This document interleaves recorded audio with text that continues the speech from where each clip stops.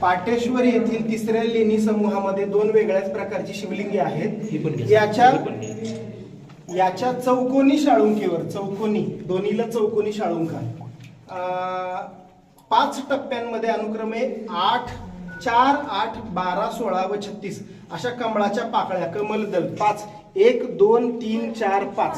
मग पहिल्या ह्याच्यात 4 बघा, 1 मिनिट, 4, 8, 12, 16, 32 अशा कमळाच्या पाकळ्या. यास कोणी तंत्रलिंग समजतात तर कोणी यंत्रलिंग. वास्तविक हे शिवाच्या पंचलिंगाचे सुंदर उदाहरण आहे. या कमलदलाच्या वरच्या बाजूस एकच छत्राकार लिंग आहे. हे बघा इथे छत्राकार आहे बघा ना, हे असं गोल नाहीये, छत्रीसारखं आहे. याच लिंगावरील सर्वात वरच्या 4 दलांचा विचार केल्यास त्यावरील लिंगाकृती 5वे हे पंचलिंगांशी जुळणारे आहे.